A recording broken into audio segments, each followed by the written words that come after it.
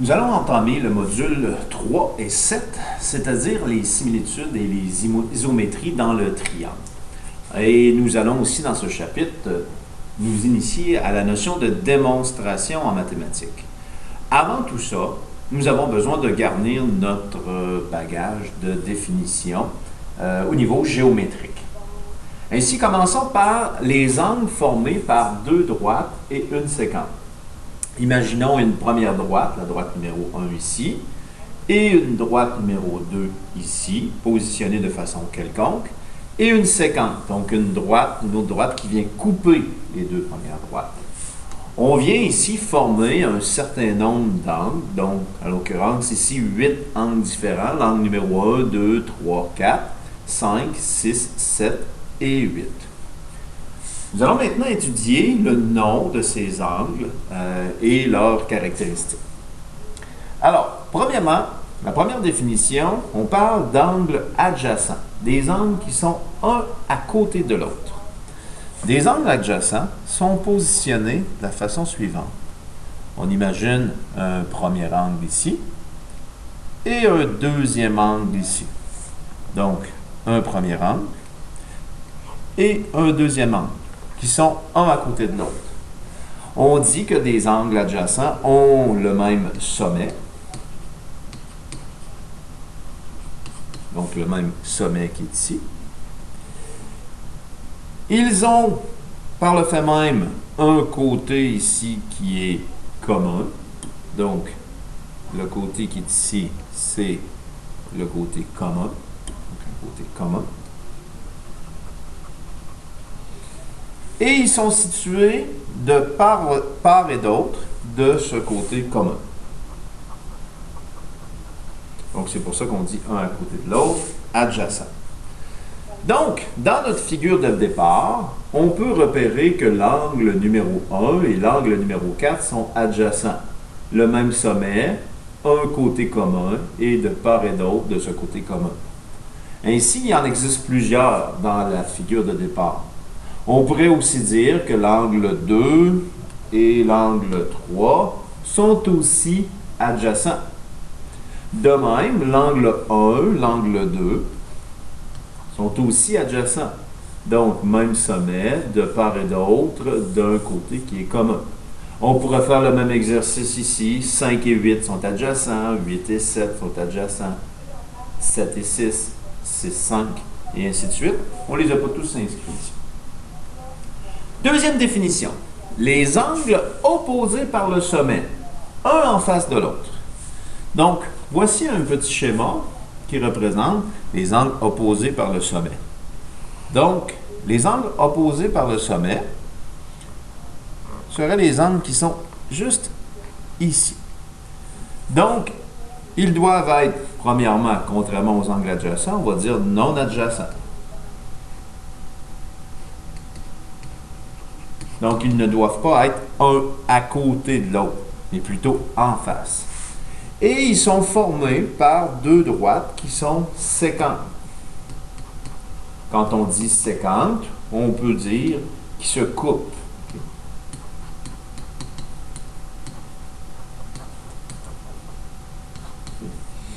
Donc, deux droites qui se coupent forment les angles ici. Donc, on dit qu'ils sont opposés par le sommet, donc ils se touchent ici au niveau du sommet. Alors, si on revient dans notre figure de départ, on nous dit que l'angle 5 et l'angle 7 sont opposés par le sommet. Donc, l'angle 5, l'angle 7, formés de deux droites qui se coupent, deux droites séquentes, et ils sont opposés par le sommet, ici, 5 et 7. On pourrait dire de même sorte que l'angle 6 et l'angle 8 sont opposés par le sommet. Donc, 6 et 8 sont opposés par le sommet. Ici, l'angle 1 est opposé par le sommet à l'angle 3. 1 et 3. Et le dernier, donc l'angle 2 qui est ici, est opposé à l'angle 4 qui est ici. Donc, 4 et 2 sont opposés par le sommet. On continue. J'ai retracé ici le même schéma de l'autre côté pour faciliter notre compréhension. Allons-y par les angles qui sont correspondants. Okay.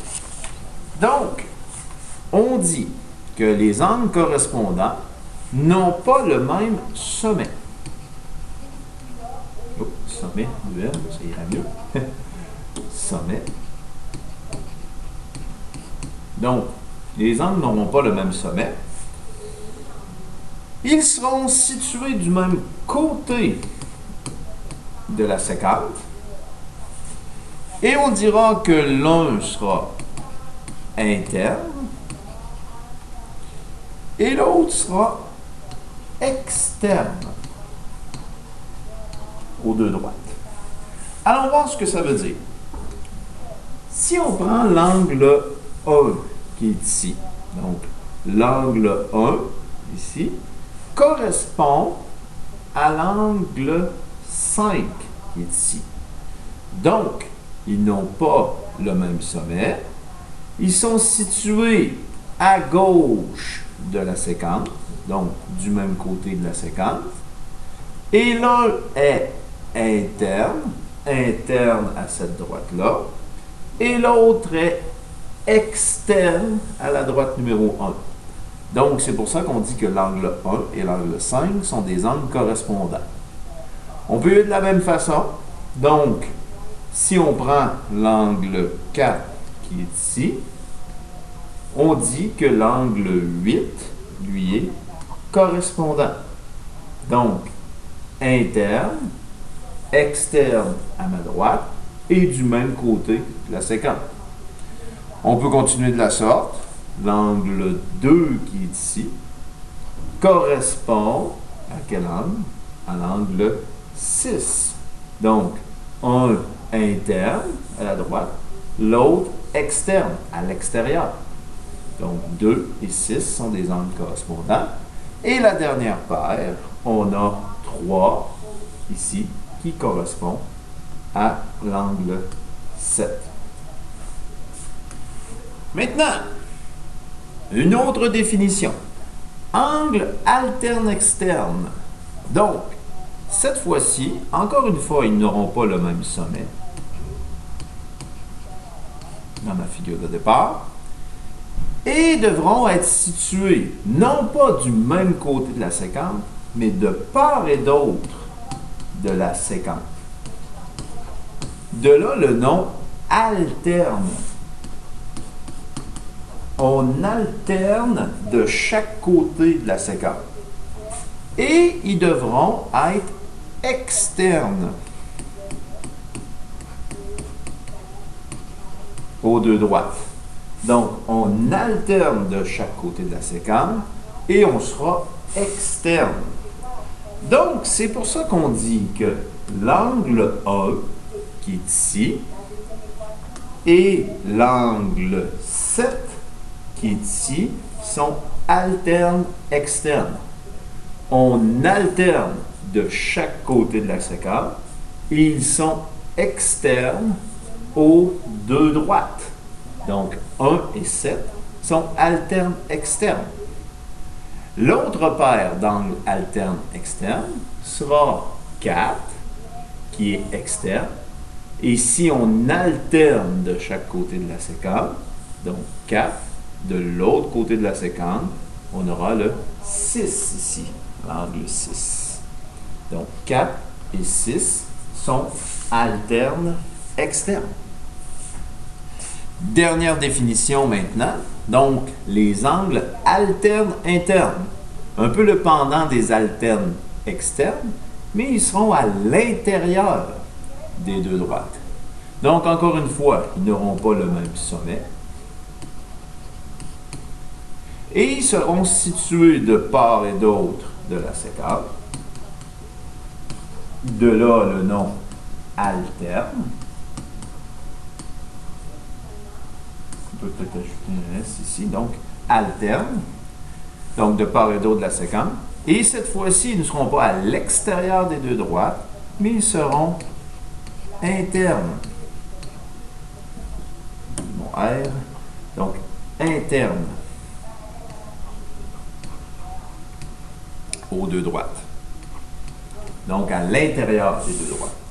C'est pour ça qu'on dit que l'angle 2 et l'angle 8 alternent de chaque côté de la sécante et sont à l'intérieur des deux droites, donc 2 et 8. La deuxième paire d'angles alternes internes, ce sera le 2, pas le 2, mais le 3, pardon, juste ici. J'alterne de l'autre côté de la sécante à l'intérieur de ma droite, donc interne, ce sera 5. Donc, 3 et 5 sont mes derniers angles alternes internes.